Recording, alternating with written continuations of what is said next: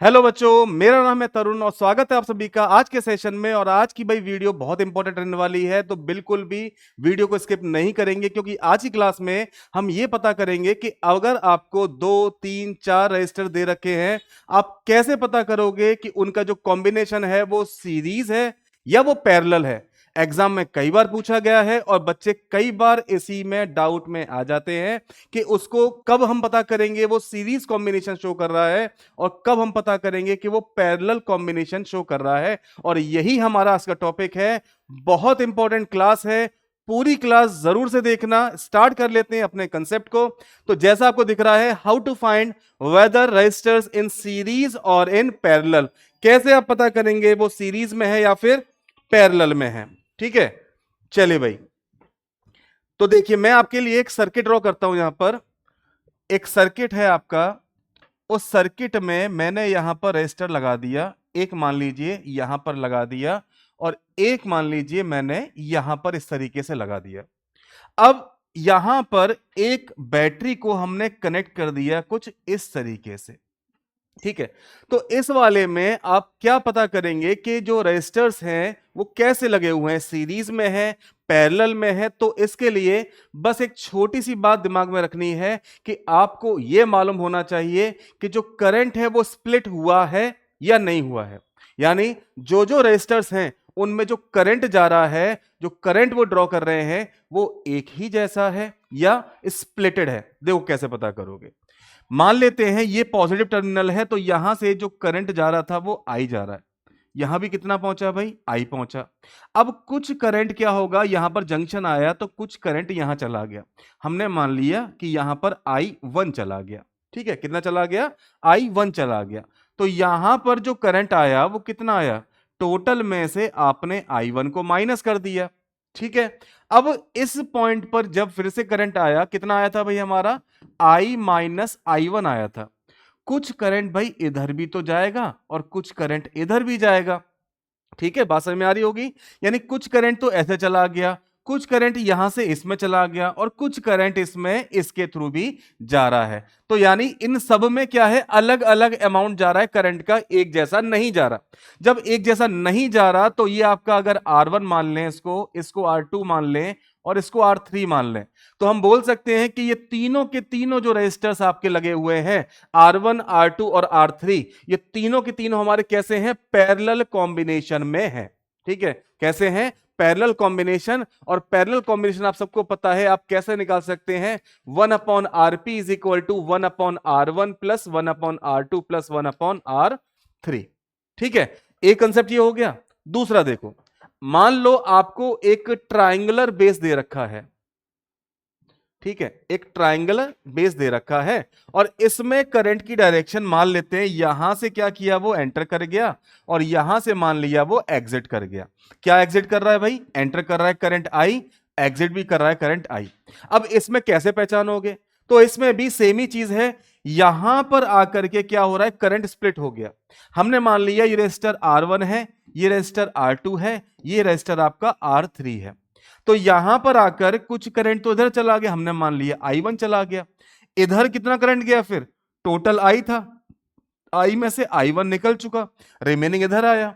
अब ये I1 इसमें ऐसे गया, I1 आया। अब यहां पर कोई और रास्ता तो है नहीं, सॉरी रास्ता है, ये वाला है। यानी कि ये वाला जो करंट है वो ऐसे करके और ऐसे यहां इस जंक्शन पे मिल गया।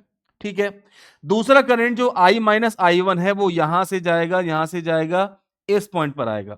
अब कोई और रास्ता तो है नहीं, अब वो ऐसे जाना शुरू करेगा। तो यानी यहां भी जो करंट जा रहा होगा वो I-I1 जा रहा होगा। कहां तक आएगा, इस जंक्शन तक। अब इस जंक्शन पे आकर के जो I1 करंट था वो यहां पर, क्योंकि इस जंक्शन पे क्या होगा, ये दोनों करंट मिलेंगे, और दोनों करंट मिलेंगे तो I1 प्लस I-I1 करके देखो। I1 से I1 गया, यानी यहां पर वापस आपको क्या मिल गया, I मिल गया। तो यहां पर क्या बात बनी भाई हमारी, यहां पर बात बनी कि R2 R3 और जो R2 है ये तो सीरीज में हो गए, और इसके कॉम्बिनेशन के साथ जो आपका R1 है वो पैरेलल में हो गया।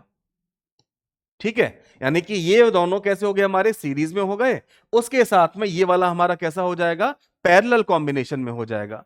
तो ये आपकी पहचान करने का तरीका हो गया। एक और देखते हैं। एक हमने फिगर ड्रॉ कर लिया, मान लेते हैं ये रेजिस्टर है, यहां पर आपका कोई सर्किट, अपने बैटरी लगा दी, यहां पर आपने सेल लगा दिया, और यहां पर एक रेजिस्टर ले लिया। ठीक है, अब देखो जरा, अब हमने क्या किया, यहां पर एक और रेजिस्टर लिया, और फिर एक और रेजिस्टर लिया, और यहां पर एक और रेजिस्टर लिया। ठीक है, तो ये तो सर्किट बिल्कुल इजी सा हो गया, इसको तो आप एक बार में पकड़ लेंगे। लेकिन यहां पर आप कैसे बताएंगे, तो देखो एक बार ये मैंने मान लिया इसको, ये मेरा R1 है, ये मेरा R2 है, ये R3 है, ये R4 है, ये R5 है। सर्किट को ऑन किया, करंट जाने लग गया I1। क्या होगा, इस पॉइंट पे आएगा, कुछ करंट इधर गया, कुछ करंट इधर गया, ऊपर पहुंचा, कुछ करंट इधर गया, कुछ करंट ऊपर गया, यहां पहुंचा, करंट इधर आ गया, यहां से ये करंट सीधा इसमें होता हुआ आया। तो अब देखो क्या बनेगा, यहां पर ये दोनों के दोनों कैसे हो गए, ये वाला और ये वाला, यानी कि R3 और R4 सीरीज में हो गए। ठीक है, दूसरा अगर मैं बात करूं इस वाले के लिए, तो यहां पर R1 और R5 कैसे हो गए, R1 और R5 सीरीज में हो गए।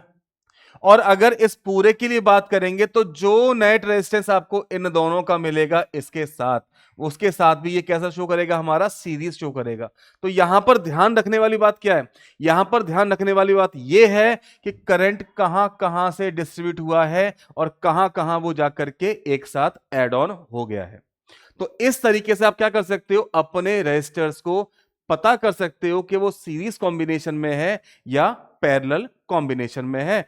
इसी से आपके न्यूमेरिकल भी सॉल्व हो जाएंगे। और न्यूमेरिकल के लिए फॉर्मूला केवल आपको ये याद नहीं रखना है कि सीरीज इज इक्वल टू आपका R1 plus R2 plus R3, जितने भी रेजिस्टर हैं वो होते हैं।